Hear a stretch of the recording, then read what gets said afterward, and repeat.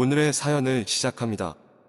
안녕하세요. 결혼한 지 4년 된 20대 중반 유부녀입니다. 남편과 2년 좀 안 되게 연애하고 결혼하였습니다. 그래서 남편 이외에는 제대로 된 연애도 안 해보았고 관계도 남편 외에는 경험이 없습니다. 남편은 저보다 3살 연상이고 무뚝뚝한 전형적인 경상도 남자입니다. 남편은 좋은 면도 많지만 감정 표현도 서툴고 관계도 서너 달에 한 번 할까 말까 합니다. 남편 외에는 연애 경험도 없고 연애 기간 포함해서 약 6년이란 시간을 보내다 보니 다들 이렇게 사는 거라고 생각했습니다. 그런데 얼마 전 고등학교 친구들 모임이 생겨서 정말 오랜만에 나가게 되었습니다. 고등학교 졸업하고 얼마 안 돼서 금방 결혼하고 타 지역에서 살다 보니 친구들과 가끔 연락 정도 주고받는 게 전부였을 뿐 만나는 것을 힘들었습니다. 저희 동네 근처로 친구가 이사 온 것을 알게 되었고 동네에 아는 사람도 없는데 너무 잘 되었다며 자주 연락하고 보자고 하였습니다. 친구 모임을 나가서 무언가 큰 선물을 받아온 것처럼 기분이 너무 좋았습니다. 몇일이 지나서 동네 근처 사는 친구한테 연락이 왔고 만나서 커피 한 잔을 하였습니다. 친구가 동네 맘카페를 구경하다 보니 생각보다 동아리들도 많고 재미있어 보이는 것도 있다며 같이 하자고 하였습니다. 돈도 많이 드는 것도 아니고 동네 친구들도 더 사귀면 좋을 것 같아서 며칠간 찾아보고 고민한 끝에 동네 행정복지센터에서 주 2회 문화 수업도 들으면서 가끔 봉사활동도 하는 동아리에 친구와 함께 가입하게 되었습니다. 동아리에 나가보니 아줌마들만 있을 거라고 생각했는데 싱글 남녀들도 제법 있었습니다. 어느 모임이든 그 안에서 비슷한 나이대끼리 뭉치게 되었고 저희들은 유부녀였지만 나이도 20대 중반이기에 싱글 남녀들과 어울리게 되었습니다. 가끔 동아리 끝나고 가벼운 술자리가 있는 뒤풀이도 하게 되었습니다. 그러면서 동네에 비슷한 나이를 가진 친구들이 하나둘씩 늘어가게 되었습니다. 몇 달쯤 동아리 활동을 하면서 남사친들도 생기기 시작했습니다. 그 중에 한 명이 남사친과 코드도 잘 맞고 대화도 잘 통하면서 많이 친해지게 되었습니다. 당연히 제가 유부녀인 것도 알고 있고 그 남사친도 여자친구가 있었습니다. 그래서 그냥 친구였을 뿐 저에게 그 이상의 감정이나 관심이 있어 보이진 않았습니다. 저 역시도 그랬고요. 그러던 어느 날 평소처럼 동아리가 끝나고 3-4-5-5 모여서 시간 되는 사람들끼리 술자리를 가졌습니다. 그날따라 그 남사친이 술을 많이 먹었고 저희 집 근처에 살기에 제가 데려다 줄 겸해서 같이 나왔습니다. 집 근처로 걸어오다가 가볍게 맥주 한 잔만 더 하자고 하길래 무슨 일이 있는 것 같아서 같이 술집에 들어갔습니다. 무슨 일 있냐고 물어보자 여자친구가 있었던 일들을 얘기하였습니다. 주로 스킨십에 관한 다툼과 불만에 관한 내용들이었고 자연스럽게 야한 얘기를 나누게 되었습니다. 저도 남편 이외에는 남자 경험도 없고 게다가 저희 부부도 거의 관계를 자주 갖지 않기 때문에 딱히 해줄 말도 없었고 들어주기만 하였습니다. 그날은 그렇게 헤어지고 집에 왔습니다. 다음날 낮에 남사친은 어제 실수했다며 밥 사줄 테니 만나자고 연락이 왔습니다. 알았다고 하고 남사친 차를 타고 가서 맛있는 밥도 먹고 커피 한 잔을 하고 돌아오는 길에 자연스럽게 모텔로 들어가는 것이었습니다. 저한테 외롭지 않냐며 자기도 못한 지 오래되었다고 들어갔다가 가자고 하였습니다. 안 된다고 거절하고 차에서 내려서 알아서 집에 가겠다고 하였습니다. 몇 번이 말림과 부탁, 점심 식사 중에 마셨던 몇 잔의 술 기운, 결국 같이 모텔에 들어가게 되었고 관계를 가지게 되었습니다. 남편과 다른 느낌이었습니다. 자상한 매너도 부드러운 감정 표현도 머릿속에 맴돌았고 그날 집에 돌아와서 남편과 저녁에 밥을 먹는데 너무나 미안하고 죄스러웠습니다. 답답한 마음에 다음날 친구에게 있었던 일들을 다 얘기해 주었는데 친구도 동아리에서 만난 다른 남사친과 이미 섹스 파트너로 지내고 있었습니다. 친구는 남편과 주말 부부로 지내다 보니 외롭고 심심했는데 남사친이 생겨서 좋다고 하였습니다. 마음을 주는 것도 아니고 외롭지 않고 좋다고, 오히려 잘 되었다고 같이 더블 데이트를 하자고 하더군요. 그때 단호히 거절을 하고 정신을 차렸어야 했는데 제가 미쳤었는지 저도 그렇게 섹스 파트너로 발전하게 되었습니다. 평일 낮에 넷이서 외곽으로 나가서 밥도 먹고 모텔도 가고 그랬습니다. 가벼운 만남만 유지될 줄 알았는데 시간이 지나면서 남사친은 점점 더 집착하기 시작했고 나중에는 저희 남편과 관계를 갖지 말라고까지 하였습니다. 점점 더 집착은 커지기 시작하였고 더 이상은 아닌 것 같아서 헤어지자고 하였습니다. 그리고 연락처도 차단하고 동아리 활동도 그만하였습니다. 일주일쯤 지났을 무렵 남사친은 저희 집 주소를 어떻게 알아내었는지 집 앞에 찾아와서 초인종을 누르고 현관문도 발로 차고 집에 있는 거 다 알고 있으니 나오라고 소리를 질렸습니다. 그냥 가라고 소리치면 집에 있는 것을 알려주는 것 같아서 보고 있던 TV도 끄고 더 조용히 있었습니다. 한 20분쯤 소란을 피우다가 사라졌습니다. 1시간 넘게 지나서 조용히 현관문을 열어보니 쪽지가 남겨져 있었고 쪽지 안에는 남편의 연락처와 함께 자기 연락도 안 받고 만나주지 않으면 지금까지 있었던 모든 사실을 남편에게 알리겠다며 며칠 뒤에 만나자는 내용이 적혀 있었습니다. 항상 집에서 혼자 있다가 동아리 활동하면서 제가 많이 밝아지고 활발해졌다며 남편이 친구도 많이 사귀고 즐겁게 동아리 활동하라며 용돈도 주었습니다. 게다가 가끔 있는 저녁 뒤풀이 간다고 하면 밥은 알아서 챙겨 먹을 테니 친구들 만나고 오라며 항상 웃는 얼굴로 허락해 주었는데 이 상황을 어떻게 해야 할지 막막합니다. 저의 바람으로 남편이 느낄 배신감도 걱정입니다. 그렇다고 남사친을 만날 수도 없고 미치겠습니다. 오늘의 사연은 여기까지입니다. 구독과 좋아요, 알림 설정 부탁드립니다. 긴 글을 읽어주셔서 감사합니다. 구독과 좋아요 꾹꾹 눌러주세요. 꾹꾹. 알림 설정도 꾹꾹 눌러주세요. 오늘의 사연을 시작합니다. 안녕하세요. 저는 요즘 사랑과 전쟁을 찍고 있는 여자입니다. 남편과는 엄마의 가게에서 아르바이트 하다가 만났습니다. 엄마는 아이스크림 가게, 편의점, 옷가게, 초밥가게 등 여러 가게를 운영하십니다. 그때 당시에 남편은 엄마의 가게들을 총괄로 관리하던 매니저로 일하고 있었습니다. 저와 처음 만났을 때에는 제가 엄마의 딸인 줄도 모르고 그냥 아이스크림 가게에서 일하는 아르바이트 학생인 줄 알았습니다. 남편은 일주일에 서너 번 매장에 와서 매출 확인하고 재고 확인하고 특이사항 확인하고 간단한 면담하고 갔습니다. 그러다가 눈이 맞아서 썸을 타고 사귀게 되었습니다.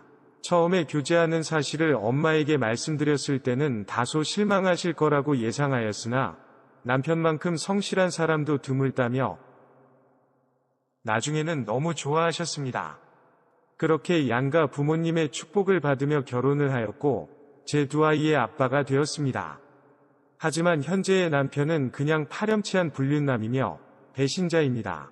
얼마 전 남편이랑 저녁에 데이트가 하고 싶어서 아이들을 엄마에게 맡기고 남편이 있는 매장으로 갔습니다. 최근에 엄마가 신규 매장을 오픈하면서 주로 그 매장에 남편이 상주하고 있습니다. 일단 시작하는 매장이기에 매출이 적은 점을 감안해서 기존 매장에서 일 잘하는 아르바이트 학생 한 명과 남편 둘이서 운영하는 중입니다.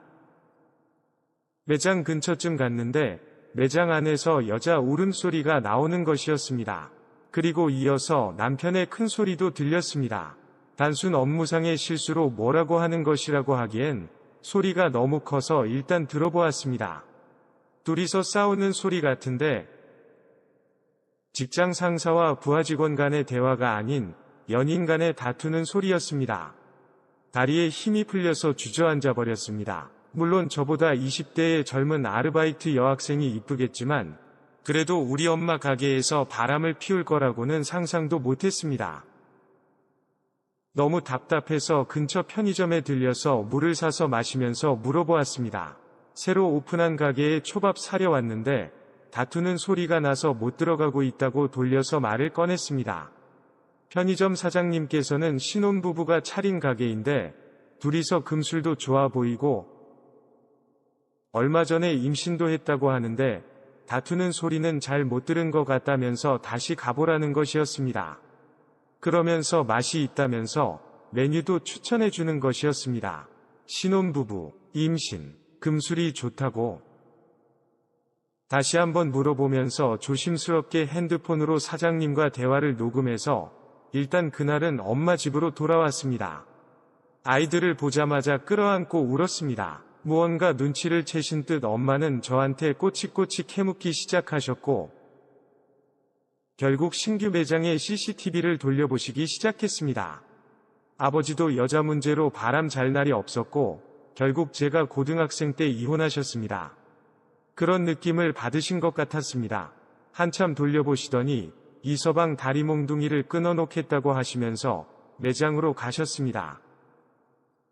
저도 같이 따라갔습니다. 역시나 아직도 다투고 있었고 엄마가 들어가자마자 업무상 혼냈다는 듯이 연기를 하는데 엄마는 바로 남편의 뺨을 때렸습니다. 엄마가 얼마 전부터 가게들에서 돈이 조금씩 비는 것 같아서 확인해보니 제 남편이 별도로 챙기는 것을 발견하셨고 뭐라고 할까 하다가 애들도 크고 학원비 등등 나갈 것이 많으니 조금 손을 대나 보다 싶어서 그냥 모른 척하고 넘겼다는 것이었습니다. 그런데 내 딸과 내 손주들을 위해서 가져간 돈이 아니라 딴 년이랑 바람 피우느라 장모의 돈에 손을 대었냐면서 화를 내시는 것이었습니다. 몇 개월에 걸쳐서 여러 매장에 돈을 건드려서 금액도 적지 않았습니다. 장사 경력이 30년이 넘는데 돈에 손대는 것을 몰랐을 줄 알았냐면서 남편을 몰아붙였습니다. 남편은 아니라고 잡아댔지만 엄마가 보여주는 증거 앞에서는 순순히 인정할 수밖에 없었고 잘못했다며 용서해달라고 빌기 시작하는 것이었습니다. 알바년이 꼬셔서 넘어갔다며 핑계를 대는데 옆에 있던 알바는 자기도 당한 거라며 회식한다고 부르고 밥 사준다고 부르고 면담한다고 부르고 그러면서 이렇게 된 거고 현재 임신 중이라는 것이었습니다. 남자의 여자 문제에 대해서는 이골이 나신 엄마이기에 이거 용서하고 받아줘봤자 결국 또 문제를 일으킨다며 이혼하라는 것이었습니다. 저도 어렸을 때 너무나 많이 봤기에 저런 남편, 저런 아빠라면 차라리 없는 편이 아이들에게도 저에게도 좋다고 생각하였습니다. 그래서 이혼하겠다고 하였습니다. 엄마는 바람난 알바년에게는 당장 그만두고 나가라고 하였고 안 그러면 상간녀로 소송을 걸겠다고 하였습니다. 임신 문제는 저놈 즉 제 남편과 알아서 처리하라고 하였습니다. 게다가 남편에게는 협의 이혼을 하던지 소송을 가던지 알아서 하라고 하시면서 횡령한 돈은 전부 토해놓지 않으면 별도로 이거 관련해서 경찰에 신고하겠다고 하였습니다. 그러면서 앞으로 출근하지 말라고 하시면서 아이들은 엄마가 돌봐줄 테니 저보고 남편이 하던 일을 하라는 것이었습니다. 어차피 엄마가 죽으면 다 제 것이 될 거라면서 일을 배워둬야 한다는 것이었습니다. 순식간에 모든 것을 결정하고 나서는 엄마는 아이들을 데리고 가셨습니다. 남편은 한 번만 용서해달라고 무릎을 꿇고 있었지만 받아줄 수 없었습니다. 엄마의 말이 하나도 틀린 것이 없기 때문입니다. 더 추한 꼴이 보기 전에 가라고 하였습니다. 당분간 엄마 집에서 지낼 테니 알아서 자기 짐들 챙겨서 나가라고 하였습니다. 그러자 남편은 알바녀한테 너 때문에 자기 인생 망했다면서 그냥 애떼고 주는 돈 받고 떨어져 나가라니까 끝까지 버티더니 결국 일을 크게 만들었다면서 손찌검을 하려고 하길래 밀쳐내고 결국 경찰을 불려서 같이 파출소로 보내버렸습니다. 그 후로 가끔가다 찾아오거나 연락을 하지만 가볍게 무시를 하고 있습니다. 아이들이 보고 싶다며 엄마 집에도 찾아왔던 적이 있었는데 물바가지를 맞고 돌아갔다고 하였습니다. 현재 이혼 절차 진행 중입니다. 단 한 번이 용서도 없이 이혼하는 것이 너무하다는 친구의 의견도 있었지만 제가 어렸을 적 봤던 아버지의 모습이 잊혀지지 않습니다. 하루는 모르는 아줌마를 데려와서 앞으로 엄마라고 부르라고 시킨 적도 있었고, 엄마와 크게 싸우고 나서는 모르는 아줌마와 여행을 가신 적도 있습니다. 그런 상황들을 제 아이들까지 겪게 하고 싶지 않습니다. 이혼이 잘 마무리되고 아이들이 크면 남편의 잘못을 지적한다기보다는 잘 이해할 수 있게 설명해 줄 것입니다. 제 사랑과 전쟁 같은 이야기를 끝까지 들어주셔서 감사합니다. 오늘의 사연은 여기까지입니다. 구독과 좋아요, 알림 설정 부탁드립니다. 긴 글을 읽어주셔서 감사합니다. 구독과 좋아요 꾹꾹 눌러주세요. 꾹꾹. 알림 설정도 꾹꾹 눌러주세요.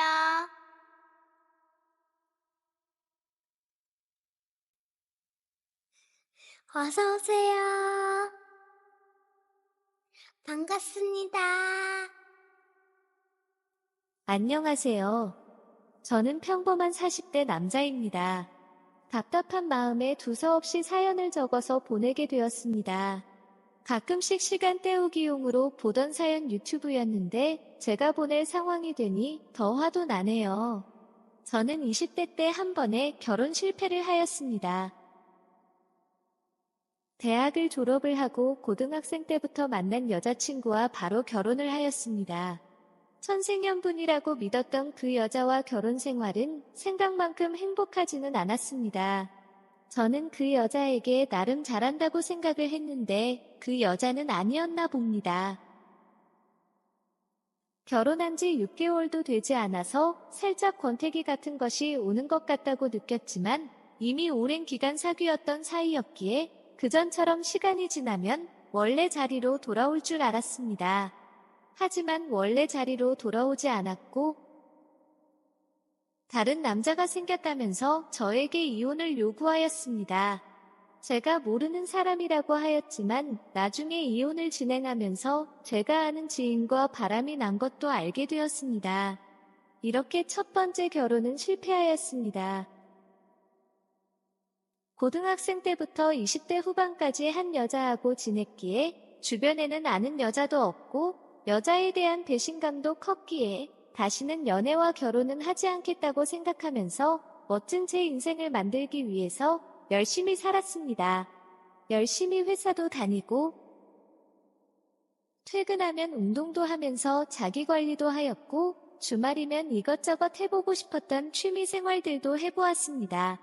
취미 생활을 하면서 알게 된 친한 형님이 커피 가게 오픈하게 되었습니다. 자연스럽게 그 커피 가게에서 정모를 하게 되었고 저 역시도 자주 갔습니다. 정모가 아니어도 근처 지나갈 일이 있으면 들려서 커피도 한잔하고 형님과 이야기하다 갔습니다. 갈 때마다 형님께서 커피값도 안 받고 무료로 커피를 주시다 보니 다른 간식들을 사서 갔습니다. 그러면서 매니저님하고도 자연스럽게 친해지게 되었습니다. 그러다 매니저님도 저희 동호회에 가입하게 되면서 그나마 조금 남아있던 거리감도 없어지고 다른 회원님들처럼 자주 연락도 하면서 지냈습니다. 그냥 사람이 그립고 고팠을 뿐이지 연애할 이성이 그리웠던 것은 아니었습니다. 그런데 그녀와 점점 연락을 하고 지내다 보니 정말 괜찮은 사람이라는 생각이 들었습니다. 그리고 그녀에게 고백도 받게 되었습니다. 한 번의 실패가 있는 것도 아직 연애 이런 것을 할 준비가 안 된 사람인 것도 다 알고 있음에도 기다릴 수 있다면서 기회를 달라며 고백을 하는 것이었습니다.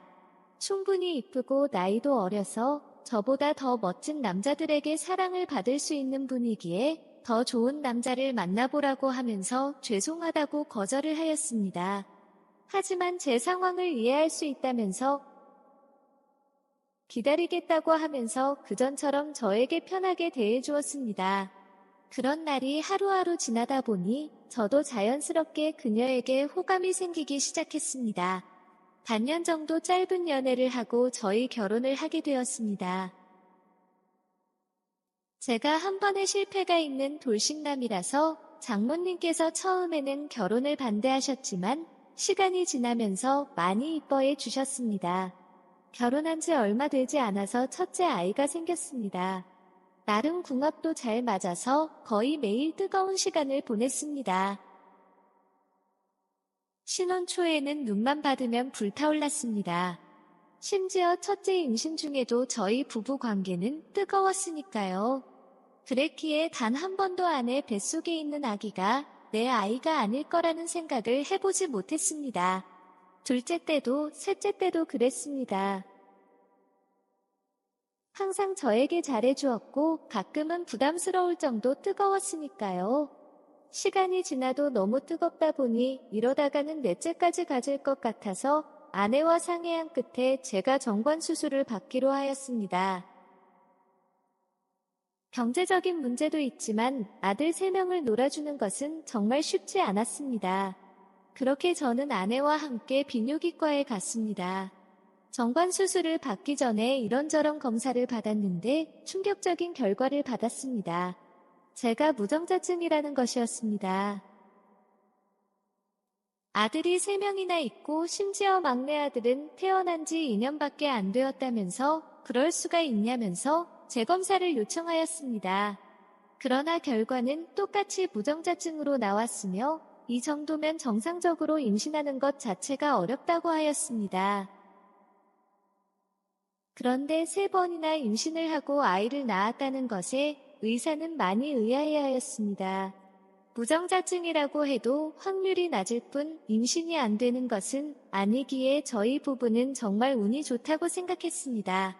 하지만 그날 이후로 아내가 제 눈치를 보는 것 같고 사소한 것에도 잘 놀라는 것 같았습니다. 그리고 어느 순간부터는 아내의 핸드폰이 잠겨있기 시작했습니다. 아이들이 자꾸 만져서 잠겨놓은 거라고 하지만 저에게도 여러 핑계를 대면서 폰을 보여주지 않았습니다. 그렇게 지내던 중 오랜만에 동호회를 아내와 같이 나가게 되었습니다. 저 혼자 또는 아내 혼자서는 종종 동호회에 나갔지만 일정이 맞지 않아서 같이 안 나간 지는 한참 되었습니다. 아무튼 즐거운 마음으로 아내와 나갔습니다. 가는 동안에 아내한테서 걱정이 가득 찬 얼굴이 보이길래 처가에 맡기고 온 아이들 때문에 그러냐고 물었더니 괜찮다고 말은 하고 있지만 얼굴은 그렇지 않았습니다. 1박 2일 동안 펜션에서 하는 모임이었기에 저녁에 술도 한 잔씩 하였습니다. 한두 잔 먹다 보니 아내가 안 보이는 것이었습니다. 피곤해서 방에 자는 건가 싶어서 찾아보았는데 방에는 없었습니다. 아내에게 전화를 걸었더니 통화 중인 것이었습니다. 아이들이 잘 있는지 걱정돼서 전화를 하고 있는 것 같아서 찾아다녔는데 카페를 하고 있는 형님이 전화로 싸우고 있는 것이었습니다. 지나가면서 대충 들어보니 여자친구와 싸우는 것 같아서 조용히 못 본 척 지나서 아내를 찾아다녔습니다. 그렇게 찾은 아내도 전화로 싸우고 있는 것이었습니다. 이미 전 부인의 바람으로 이혼을 경험해본 저였기에 아내의 통화 내용이 심상치 않음을 직감할 수 있었습니다. 그리고 그 전화는 카페 형님과 하고 있다는 것도 알 수 있었습니다.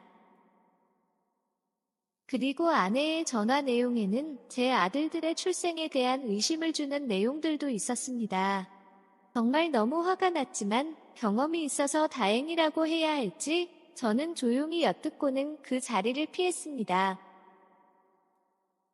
그날 밤 술에 취해 잠이 든 아내의 손가락으로 핸드폰의 보안을 풀어서 가지고 나왔습니다.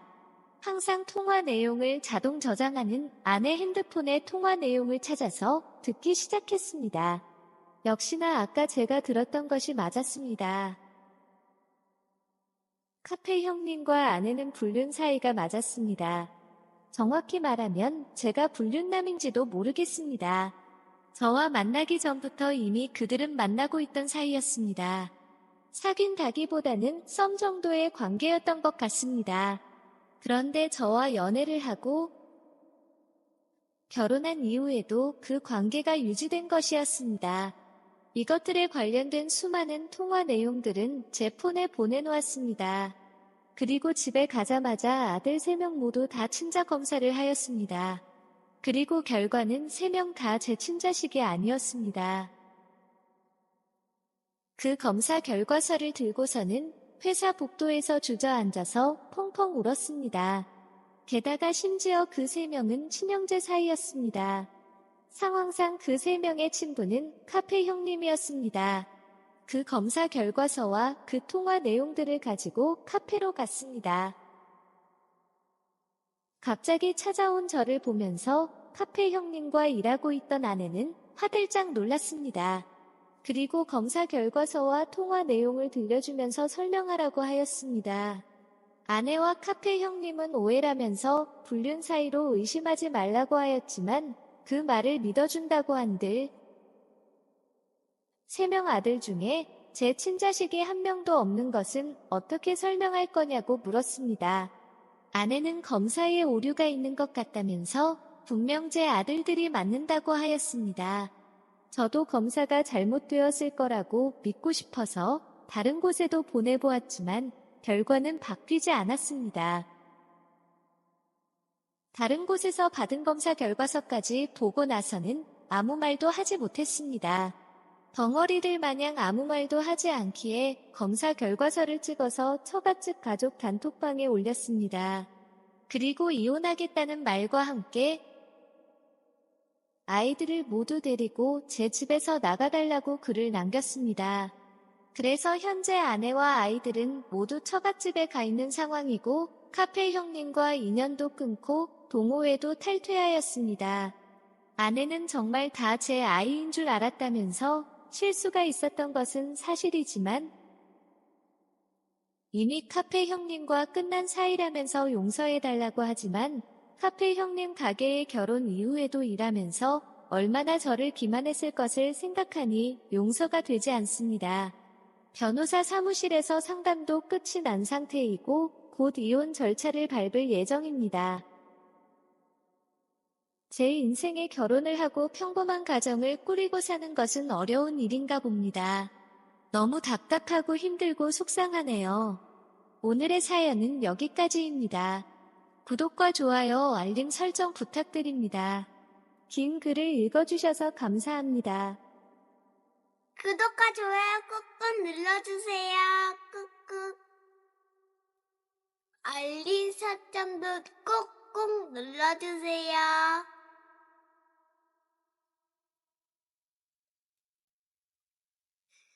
어서오세요. 반갑습니다.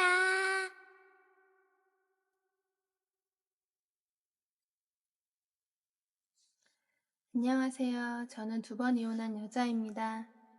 고등학생 때 만난 오빠와 졸업과 동시에 결혼을 하였습니다. 너무나 어린 나이에 결혼했기에 어느 정도 기반을 다질 때까지는 시부모님과 같이 살게 되었습니다. 서로 열심히 일하면서 잘 살아보겠다고 했던 오빠는 한두 달 일을 다니다 그만두는 경우가 많았고 친구들과 만나서 술 먹고 외박도 종종 하였습니다. 놀러 나갈 돈이 떨어지면 시부모님께 용돈을 받아서 나가거나 제가 벌어온 월급 통장에서 몰래 빼서 나가 놀았습니다.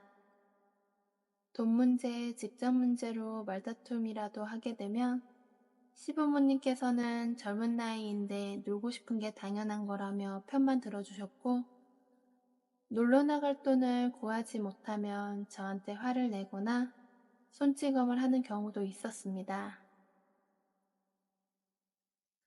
도저히 이 남자랑은 미래가 없을 것 같아서 출근한다고 나오면서 회사도 그만두고 도망갔습니다. 그리고 시간이 지나 이혼하게 되었습니다. 너무 힘든 날만 가득했던, 짧지만 너무 길었던 약 1년간의 첫 번째 결혼 생활이었습니다. 너무도 어린 나이에 부모님의 반대를 무릅쓰고 결혼한 저였기에 집으로 돌아갈 수는 없었습니다. 연고도 없는 서울로 무작정 올라갔습니다.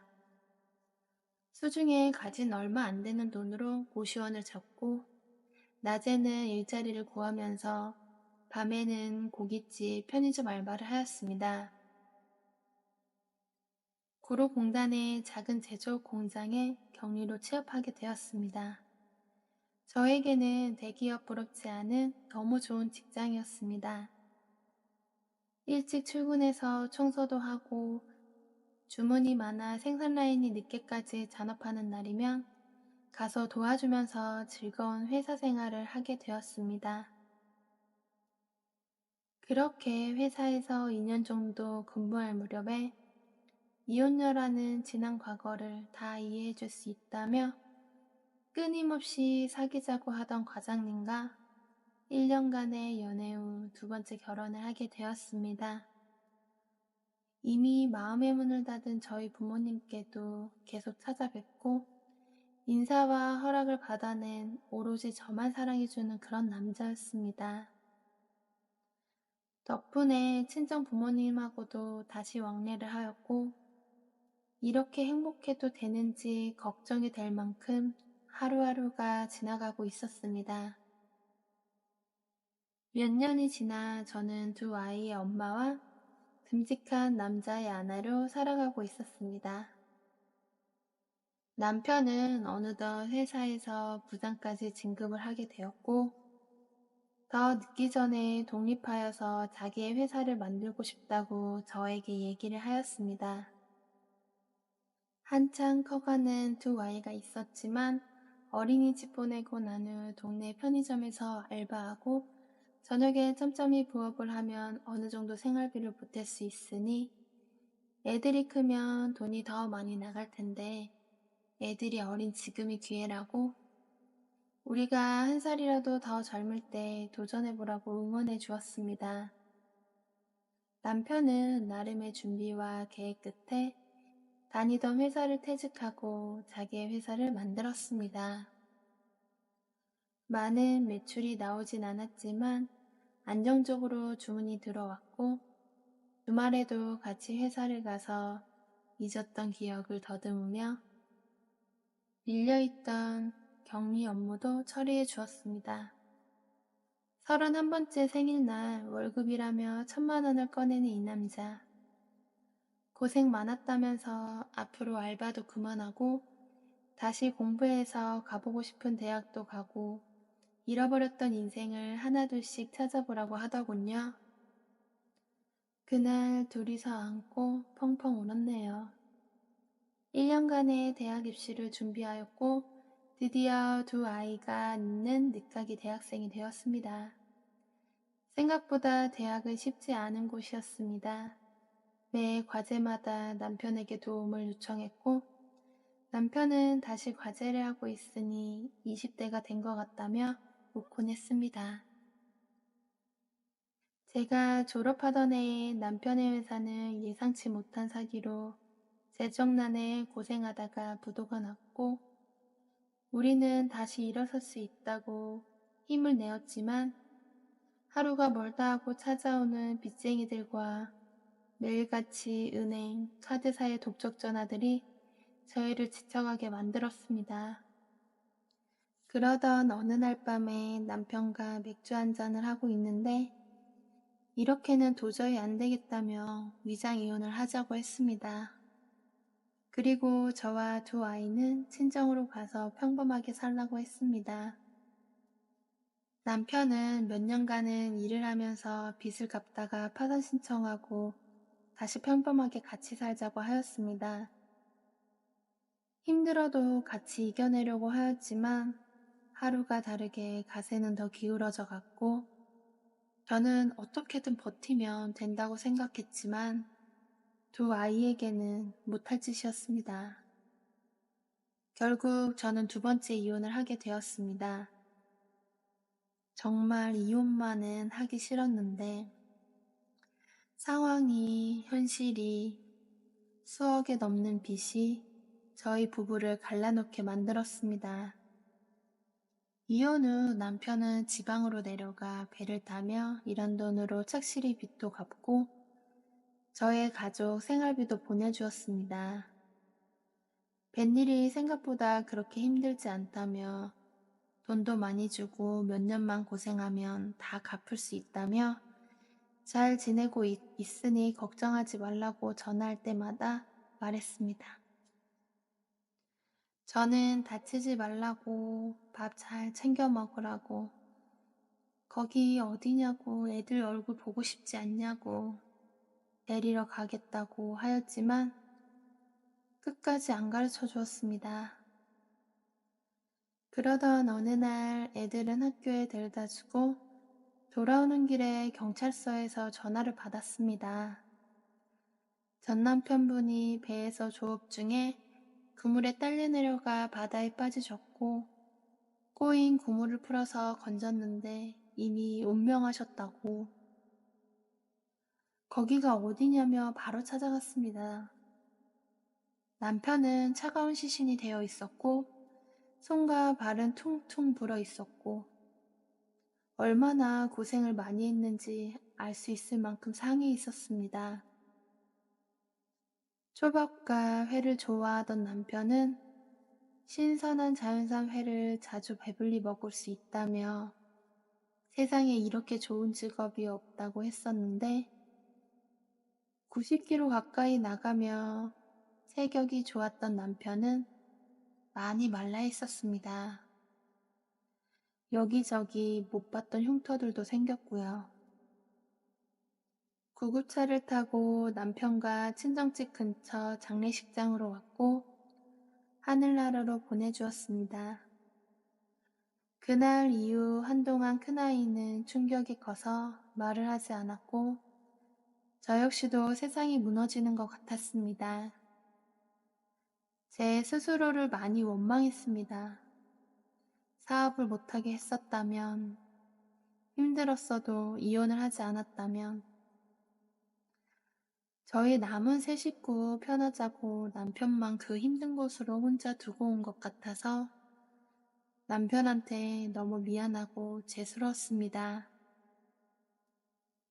남편이 일했던 숙소에 들러서 남편의 옷가지와 물건들을 챙겨왔습니다. 언제 왔다 갔는지 저와 아이들이 찍힌 사진이 몇 장이 있었습니다.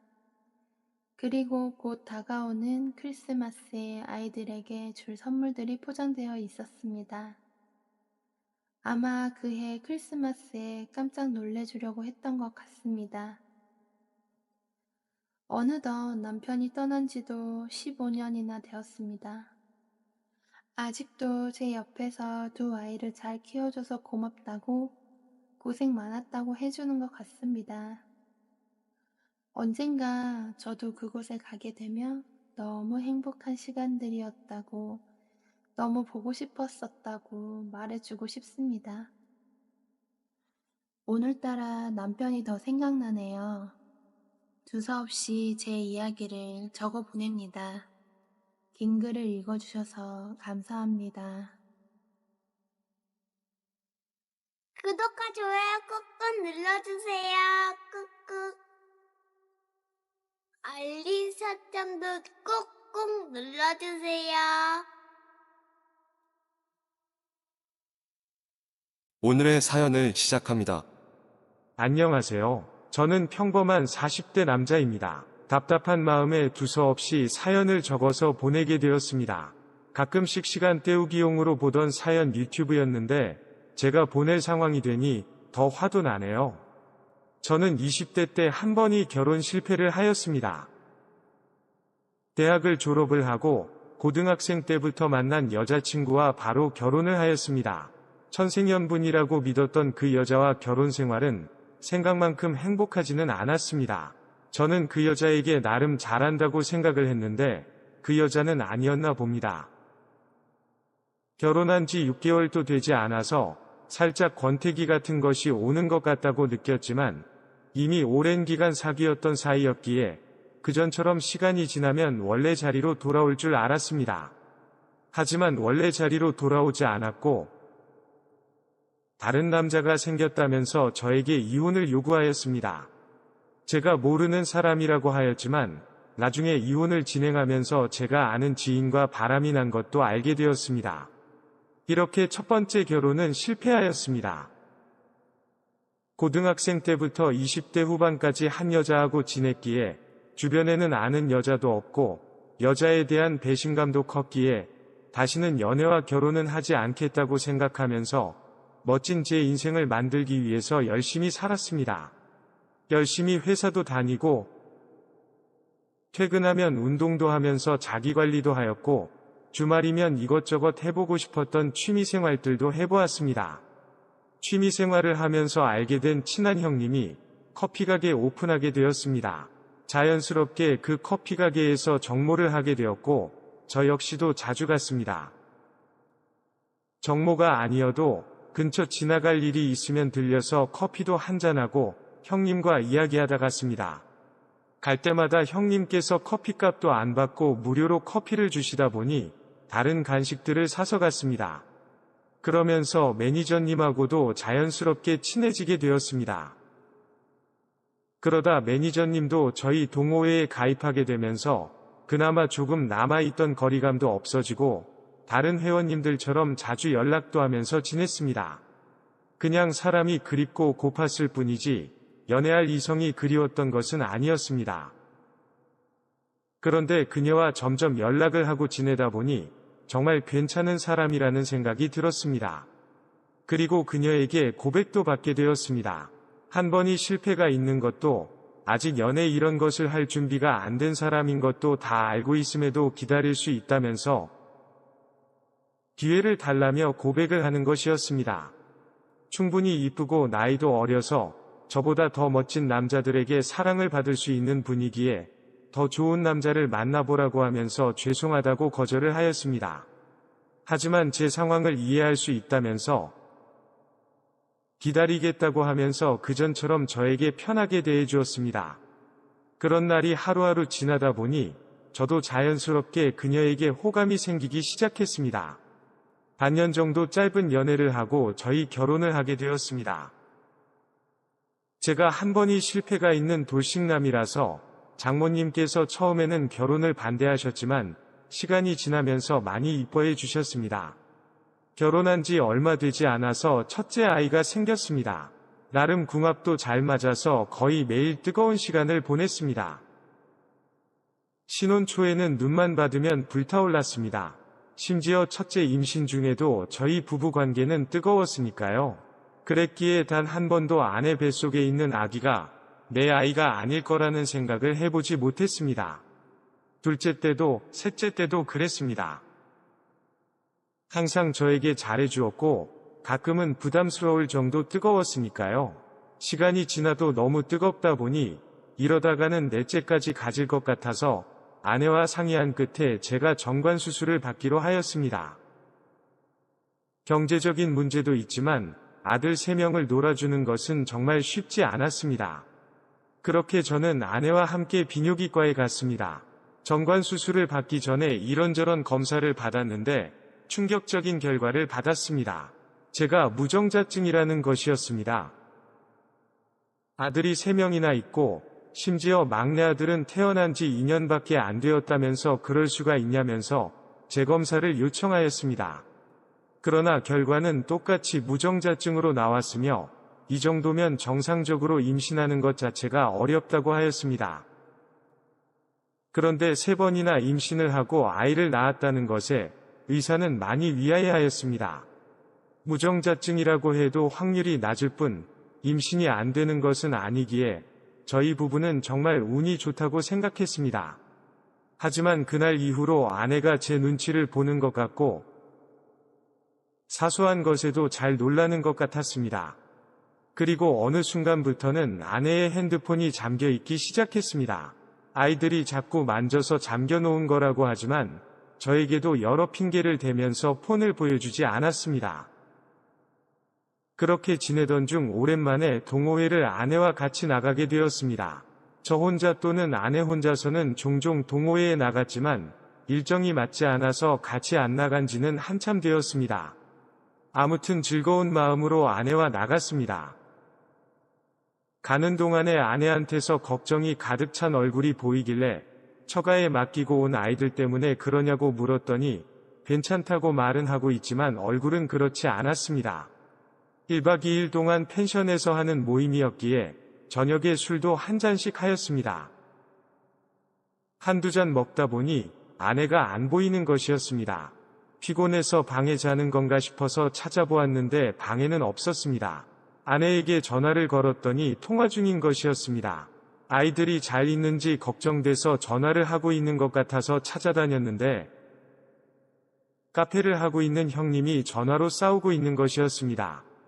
지나가면서 대충 들어보니 여자친구와 싸우는 것 같아서 조용히 못 본 척 지나서 아내를 찾아다녔습니다. 그렇게 찾은 아내도 전화로 싸우고 있는 것이었습니다. 이미 전 부인의 바람으로 이혼을 경험해본 저였기에 아내의 통화 내용이 심상치 않음을 직감할 수 있었습니다. 그리고 그 전화는 카페 형님과 하고 있다는 것도 알 수 있었습니다. 그리고 아내의 전화 내용에는 제 아들들의 출생에 대한 의심을 주는 내용들도 있었습니다. 정말 너무 화가 났지만 경험이 있어서 다행이라고 해야 할지 저는 조용히 엿듣고는 그 자리를 피했습니다.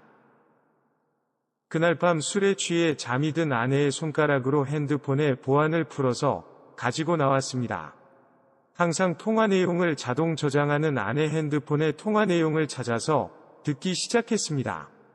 역시나 아까 제가 들었던 것이 맞았습니다. 카페 형님과 아내는 불륜 사이가 맞았습니다. 정확히 말하면 제가 불륜남인지도 모르겠습니다. 저와 만나기 전부터 이미 그들은 만나고 있던 사이였습니다. 사귄다기보다는 썸 정도의 관계였던 것 같습니다. 그런데 저와 연애를 하고 결혼한 이후에도 그 관계가 유지된 것이었습니다. 이것들에 관련된 수많은 통화 내용들은 제 폰에 보내놓았습니다. 그리고 집에 가자마자 아들 3명 모두 다 친자 검사를 하였습니다. 그리고 결과는 3명 다 제 친자식이 아니었습니다. 그 검사 결과서를 듣고서는 회사 복도에서 주저앉아서 펑펑 울었습니다. 게다가 심지어 그 3명은 친형제 사이였습니다. 상황상 그 3명이 친부는 카페 형님이었습니다. 그 검사 결과서와 그 통화 내용들을 가지고 카페로 갔습니다. 갑자기 찾아온 저를 보면서 카페 형님과 일하고 있던 아내는 화들짝 놀랐습니다. 그리고 검사 결과서와 통화 내용을 들려주면서 설명하라고 하였습니다.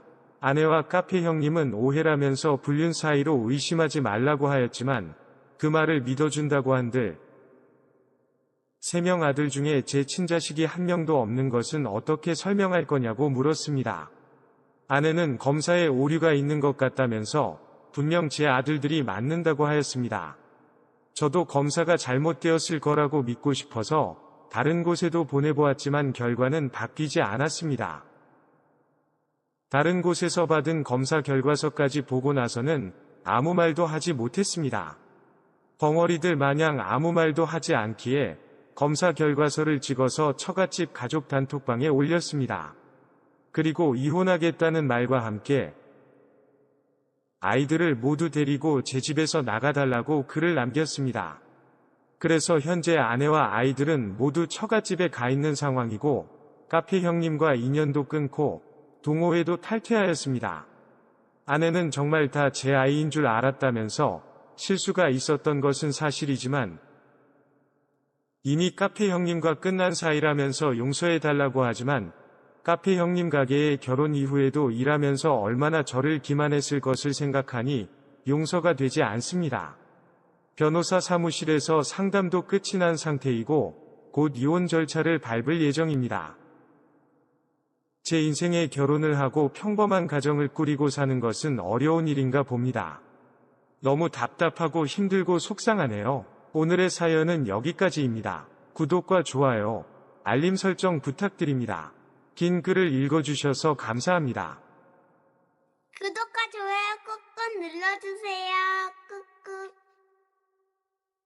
알림 설정도 꾹꾹 눌러주세요.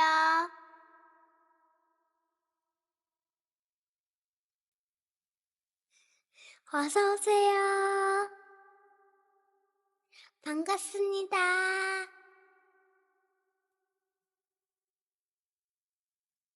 안녕하세요. 저는 자영업을 하고 있는 30대 싱글남입니다. 제가 답답한 고민이 있어서 사연을 보내게 되었습니다. 저에게는 10살이나 많은 형이 한 명 있습니다. 직업은 대학 교수를 하고 있고 작년에 결혼을 하였습니다. 그런데 형수님의 나이가 아주 어립니다. 사제지간으로 만나서 결혼한 케이스라서 저보다도 3살이나 어립니다. 처음에는 띠동갑이 넘는 나이 차이 때문에 부모님께서 결혼은 반대하셨지만 그 둘이 너무 좋고 사랑한다는데 자식 이기는 부모 없듯이 결국 허락을 받아서 결혼을 하였습니다. 가끔 만나면 예상 밖의 형수님 행동과 말투에 당황을 할 때는 있지만 이제는 어느 정도 적응을 하였고 매일 20대 대학생을 만나는 직업을 가져서 그런 것인지 젊은 아내를 맞추기 위해서 노력하는 것인지는 모르겠습니다만 형도 많이 젊게 생각하고 행동하는 것 같았습니다. 그래도 나이 차에 따른 생각과 가치관 차이로 가끔씩 다투는 것 같았습니다. 그런데 어느 날 형한테서 연락이 왔고 부부싸움을 한 이야기를 하길래 쭉 들었습니다. 제 입장에서는 형수님의 행동과 의견이 이상하다고 느껴지지 않았고 형이 너무 답답하게 구는 것 같다며 제가 잘 이야기해보겠다고 형수님을 바꿔달라고 하였습니다. 그랬더니 말하기 싫다며 방금 나갔다는 것이었습니다. 그래서 이야기하고 싶으면 핸드폰으로 연락해보라고 하였습니다. 그래서 형수님께 전화를 걸었습니다. 뭐 하시냐고 물었더니 답답해서 걸으면서 카페에 가신다는 것이었습니다. 그래서 만났습니다. 이런저런 이야기를 들어주면서 어렸을 때부터 형이 좀 답답하고 고지식하다며 형수님 편을 들었습니다. 오랜만에 나오셨는데 뭐 하고 싶은 거 없으시냐고 물었더니 불금인데 클럽이나 한번 갔으면 좋겠다는 것이었습니다. 삐끗은 20대에 교수 사모님으로 집에 하루 종일 있으니 얼마나 답답했겠나 싶어서 그런 클럽을 가자며 제가 데리고 일당 번화가로 나갔습니다. 저도 오랜만에 가는 클럽이라서 그런지 간만에 정말 재미나게 놀고 나왔습니다. 형수님께서 덕분에 잘 놀았다며 너무 고맙다고 하시는 것이었습니다. 다음에 또 기회가 되면 같이 놀자고 하시는 것이었습니다. 남편 즉 형이 나가 노는 것을 너무 싫어해서 집에만 있어서 답답하다는 것이었습니다. 알았다고 대답하면서 택시를 태워서 보내드렸습니다. 저도 집에 와서 자려고 누웠는데 형과 형수님한테 모두 문자가 왔습니다. 형은 형수 기분 풀어줘서 고맙다는 내용이었고 형수님은 자꾸 클럽이 생각난다며 다음에 언제 갈지 날짜를 잡자는 것이었습니다. 또 클럽 가는 것은 힘들 수 있으니 이번에는 제 친구들과 형수님 친구들이랑 모여서 동네에서 간단하게 맥주 마시자면서 술 약속을 제안하였습니다. 형수님도 그것도 재미있다면서 만나는 여자 친구 없으면 좋은 여자 소개시켜 주겠다면서 빨리 그날이 왔으면 좋겠다고 하였습니다. 그렇게 며칠 뒤에 모여서 술을 마셨습니다. 형도 저랑 같이 노는 자리라고 하니까 흔쾌히 보내주셨다고 하였습니다. 오랜만에 친구들과 술을 마시면서 이야기하고 노니까 너무 좋다면서 오래간만에 싱글대로 돌아가는 것 같다고 하였습니다. 그렇게 홀짝홀짝 술을 드셨지만 만취해도 제가 모셔다 드릴 생각이었기에 크게 말리거나 하지 않았습니다. 게다가 형수님께서 친구들과 놀고 있는 동안에는 형수님이라고 부르지 말고 편하게 이름 불려달라고 하시면서 저한테도 도련님이라고 안 하고 오빠라고 부르더군요. 저도 좋다며 형수님 이름을 불렸고 제법 많이 친해지게 되었습니다. 나름 즐겁게 놀다 보니 시간도 많이 늦어졌고 형수님도 많이 취하셨습니다. 다음에 또 보기로 하고서는 형수님을 모시고 먼저 나왔습니다. 택시를 타고 집에 모셔다 드리는데 잠이 오시는지 제 어깨에 기대는 것이었습니다. 그런데 순간 가슴이 철렁하면서 설레는 것이었습니다. 저도 모르게 형수의 손을 꼭 잡았습니다. 그랬더니 기다렸다는 듯이 형수가 저한테 키스를 하는 것이었습니다. 그렇게 가슴이 터지는 시간을 보내다 보니 어느덧 형네 집에 도착하였고 형수를 데려다주고 나왔습니다. 형네 집을 나오는데 순간 마주쳤던 형수의 눈빛을 잊을 수가 없었습니다. 그래서 더 이상 연락하고 지내면 큰 사고 터질 것 같아서 그 후로는 연락을 하지 않았습니다. 그러던 어느 날 형한테서 연락이 왔습니다. 또 형수랑 싸웠다면서 집을 나갔는데 연락이 안 된다는 것이었습니다. 그러니 저보고 연락해서 기분 좀 풀어주라는 것이었습니다. 시간도 늦었고 알아서 들어오실 거라고 그만 좀 싸우고 연락하라고 하면서 형이 전화를 끊었습니다. 하지만 왠지 이것이 기회라는 생각이 들었습니다. 지금 생각해보면 미쳤던 것이 확실합니다. 그래서 형수한테 전화를 하였습니다. 전화를 받으면서 도련님이라고 부를 줄 알았던 형수가 오빠라고 부르는 것이었습니다. 이미 목소리가 제법 술을 마신 것 같았습니다. 어디냐고 물었고 만났습니다. 이미 혼자서 많은 술을 마셨습니다. 그날 그렇게 키스를 했으면 연락을 해야지. 숨어버리면 어떡하냐며 실망이라는 것이었습니다. 어떻게 해야 할지 몰라서 생각할 시간이 필요했다고 하였습니다. 그렇게 술을 같이 마신 후 집에 데려다 준다고 하였지만 안 들어간다며 저를 끌고서는 모텔로 갔습니다. 방에 들어가자마자 격렬한 시간을 보냈습니다. 서로의 사랑을 확인한 후에 지금이라도 집에 데려다 준다고 하였지만 끝까지 안 간다고 버티는 바람에 형한테는 형수 친구네 집에 데려다 주었다고 거짓말을 하였습니다. 그날 이후로 형수와 사귀게 되었습니다. 친구들과 같이 놀 거라고 하고서는 둘이서 영화를 보거나 외곽의 조용한 모텔로 가서 놀았습니다. 한 번은 친구들과 MT 간다고 거짓말을 하고서는 둘이서 제주도로 여행을 다녀오기도 하였습니다. 하루하루가 지날수록 점점 더 좋아지는 마음은 커졌고 행동을 주체할 수가 없었습니다. 그러다가 형이 장기간 해외로 학회라도 가는 경우에는 형수와 파티를 즐겼습니다. 형네 집에서 지내면서 출퇴근을 하였고 심지어 제 가게도 형수랑 같이 출근했기에 파티의 연속이었습니다.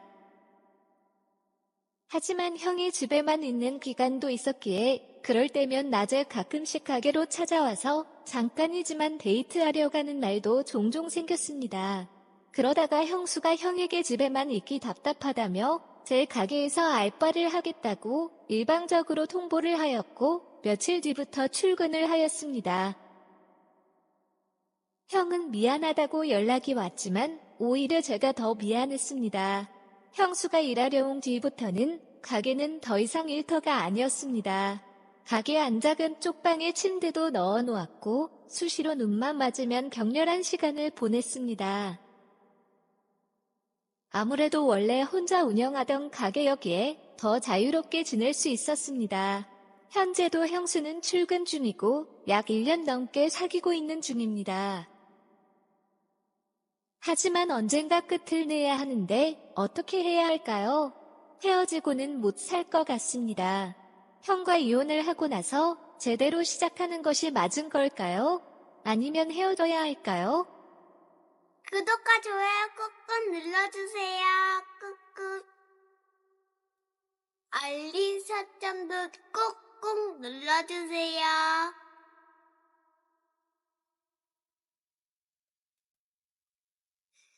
어서오세요. 반갑습니다.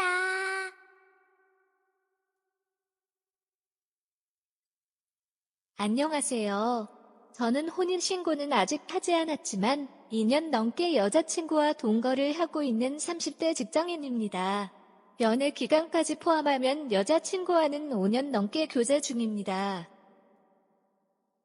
2년 전에 결혼식을 올리려고 하였으나 어머니께서 갑작스럽게 쓰러지시면서 최근까지 병원에 입원해 계셨습니다. 그러면서 어머니께서 퇴원하시면 결혼식을 잡으려고 하였는데 얼마 전 하늘나라로 가셨습니다. 이런 제 사정을 이해하고 기다려준 여자친구한테 너무 고마웠고 어머니도 돌아가시기 전에 여자친구한테 잘해주라고 하셨습니다. 저보다도 더 자주 어머니 병문안도 가고 전화도 드려준 그런 여자친구입니다.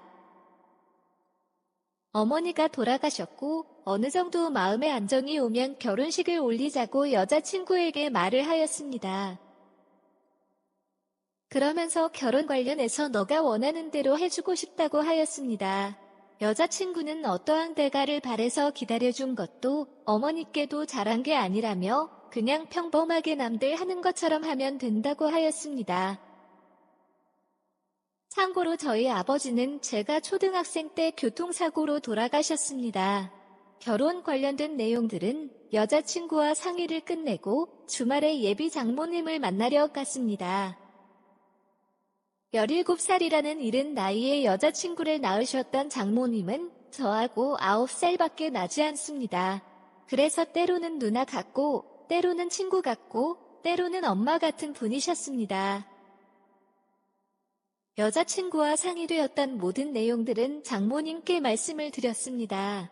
장모님께서는 저희 어머니도 같이 보셨으면 더 좋았을 텐데 아쉽다고 하셨습니다. 하지만 아마 하늘에서 제일 기뻐하시며 보실 거라고 행복한 결혼식이 될 수 있게 준비를 잘하라고 하셨습니다. 그러시면서 조심스럽게 집에 관련해서 물어보셨습니다. 장모님도 장인어른이 돌아가신 지도 한참 되었고 외동딸이었던 여자친구가 저랑 동거 시작하면서 혼자 지내셨는데 아마 많이 외롭고 마음이 힘드셨던 것 같았습니다. 신혼집을 지금 그 원룸에서 그냥 이어서 간다고 했는데 만약 여유가 된다면 좀 더 큰 집으로 가서 같이 살면 안 되냐고 하는 것이었습니다. 신혼집에 들어가서 같이 살자는 것이 염치가 없는 행동인 것을 알지만 저희가 결혼식만 안 했을 뿐 부부로 산 지도 2년이 넘어가고 있으니 조심스럽게 부탁한다고 하셨습니다. 저는 여자친구만 괜찮으면 언제든지 환영이라고 하였습니다. 여자친구도 저한테 말을 하고 싶었는데 꽤나 오랫동안 고민하고 참았던 것 같았습니다. 그렇게 같이 살 집을 알아보기 시작했습니다. 그래야 장모님이 지금 살고 계시는 집 월세도 줄이고 하루라도 빨리 같이 살아야 안정될 거라고 생각했습니다. 그렇게 집을 알아보고 이사할 때까지만 해도 아주 좋았습니다. 처음에는 다소 차려입어야 하는 복장 때문에 불편하다고 하시길래 편하게 입으시라고 하였습니다. 그랬더니 노브라의 얇은 티셔츠와 반바지를 입고 다니셨습니다. 목이 늘어난 티셔츠 사이로 속살이 적나라하게 보이는 등 차마말로 표현하기 힘든 상황이 많이 연출되었습니다. 아내에게 장모님께서 집에서 입을 수 있는 편한 옷을 사드리라고 돌려서 말을 하였지만 장모님은 필요 없다며 안 사신다는 것이었습니다. 그래서 아내에게 솔직하게 상황을 말했지만 우리의 엄마니까 그냥 편하게 웃고 넘기면 안 되냐고 하는 것이었습니다. 이제 아들이 되었는데 엄마 가슴 본다고 돌출이 된다고 문제될 거 없지 않냐고 하는 것이었습니다. 차마 거기서 아니라고 자극된다고 말할 수도 없고 일단 알았다고 하였습니다. 시간이 지나면서 불편한 점들이 보이기 시작했습니다. 거실에서 영화를 보다가도 다소 수위가 높은 장면이 나오면 저도 모르게 신체적 변화가 오게 됩니다. 그런데 장모님께서는 우리 아들 건강하다면서 곧 손주가 올 것 같다며 기대가 된다고 하시는 것이었습니다. 농담이시겠지만 부끄럽고 당황스럽습니다. 한 번은 자다가 새벽에 화장실 문을 열고 들어가 아무 생각 없이 바지를 내리고 변기에 앉았는데 장모님께서 욕조에서 반신욕을 하고 계셨습니다. 이미 저도 볼일 보는 중이라서 바로 나갈 수도 없었고 어찌나 민망하던지 그 상황은 지금 생각해도 식은땀이 다 납니다. 그날 이후로 장모님은 이미 다 본 사이인데 뭐 어떠냐며 제가 화장실에 있어도 수시로 들어오십니다. 가끔 지나가시면서 우리 아들 건강하네 이러시며 중요 부위를 만지고 가시기도 합니다. 그럴 때 신체의 변화라도 오는 경우에는 아내가 집에 없으니 엄마가 도와줘야 되나 이러시며 장난을 치시는데 정말 미치겠습니다. 편하게 대해주시니 정말 감사하고 좋은 일이지만 점점 더 도가 지나친 장난들을 하십니다. 게다가 이제는 터치까지 하시니 너무 곤란하고 힘듭니다. 아내는 예민하게 반응하지 말고 그냥 편하게 장난을 받아주라고 합니다. 그럼 장모님께서 우리 아들 실하네 이러면서 만지시면 제가 우리 엄마 가슴이 풍만하네 이러면서 만지면 맞장난으로 받아줄 수 있는 건가요? 정말 입장 바꿔서 시아버지가 며느리를 터치하며 실하다고 하면 아마 바로 같이 못 살겠다고 할 것입니다. 본인 입장이 아니라고, 본인 엄마라고 너무 쉽게 생각하는 것 같습니다. 저는 앞으로 어떻게 해야 할까요? 정말 같이 사는 건 좋습니다. 다만 좀 더 예의가 지켜지는 삶을 원합니다. 좋은 방법을 알려주세요. 구독과 좋아요 꾹꾹 눌러주세요. 꾹꾹. 알림 설정도 꾹꾹 눌러주세요.